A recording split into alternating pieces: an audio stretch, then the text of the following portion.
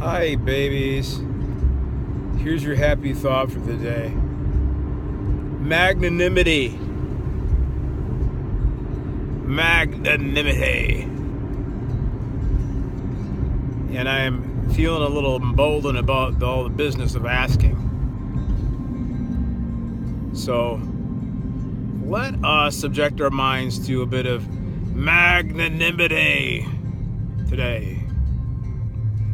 Because Jesus said, have the faith of God. Mark chapter 11, verse 22. And in your translation, it might say, have faith in God. But thanks to Kenneth Hagin and the Word of Faith movement and some other sources and verifications, I do know in the Greek that you can draw out the actual meaning of that statement, have the faith of God, as meaning God's faith. So don't try real hard and pop a nut and trying to make sure that you've got enough faith and focus and attention on Jesus through your discipline in order to pull something off. Merely allow yourselves to become immersed in absolute magnanimity. Because the effort isn't yours. The environment is set. Your perception is open, and your perfect response to those things that verily are is a response of faith. It's a natural outworking of having been subjected to magnanimity.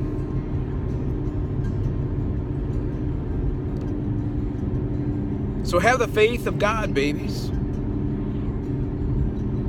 And hear and understand that we're not audacious, we're not sacrilegious, and we're not blaspheming when we make demand on our inheritance. In fact, it could be the utmost expression of faith. It could be the faith of God. That you can believe beyond just getting off your hamster wheel and paying your bills. And you start moving mountains.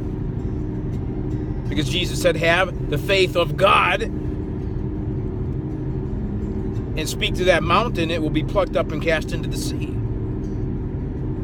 This is a little bit of a realm of ridiculousness when you have the faith of God.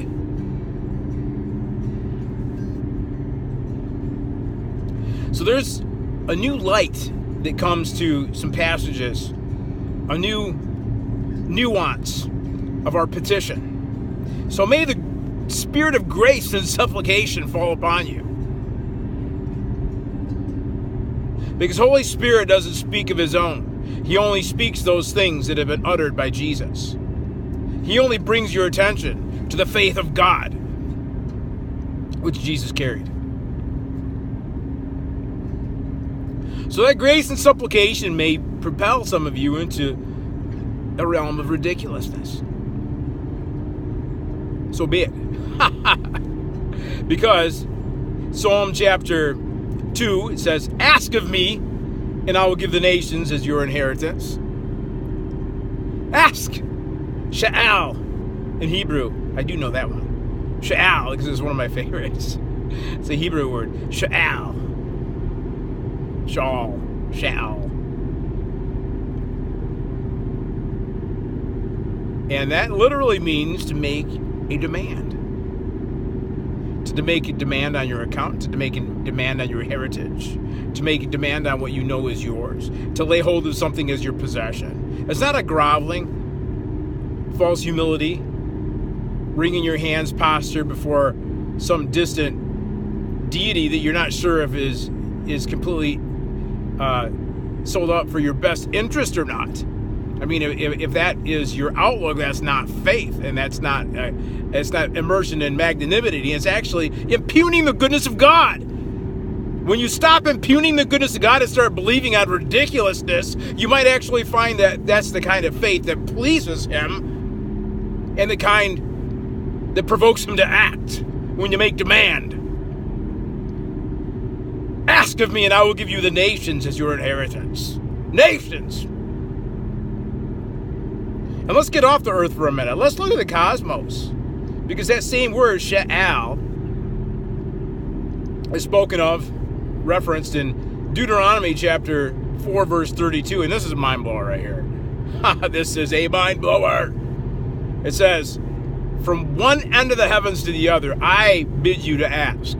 I bid you to make demand. Ask these furthest reaches cosmic dwellers if anything like this has ever transpired on the earth before. Has God ever conducted such business of magnanimity where the sons of men raised up from dust on the earth are subjected to the treasure of the riches of heaven? Ask from one end of the heavens to the other. The nuances of eternity past summoned to your account for your conviction, for your persuasion that this stuff belongs to you. From one end of the heavens to the other. It kind of puts things in another kind of light, doesn't it? When you got the CIA tapping refrigerators and microwaves and washing machines, according to WikiLeaks. You got monitoring cameras and checkouts and all over the flipping place. And you don't know how much they know. This is the stuff 10 or 20 years ago that would have been the stuff of paranoia. But it's turning out and meeting itself out to be credentialed. Stuff's going on. There's watchers. But you got better witnesses, babies. You got better witnesses because it's your lot, your right as a son of God, in the faith of God, to make demand from one end of the heavens to the other to see if anything like what he's doing uniquely that's never been done before, has never been conceived in a mind, is coming to pass and unfolding in you so that your voice may be something so rich of glory that no ear has ever heard it before. The oracles, the things coming out of your mouth, your eyeballs may be so full of light because of the things that you've been opened to see that has never been seen.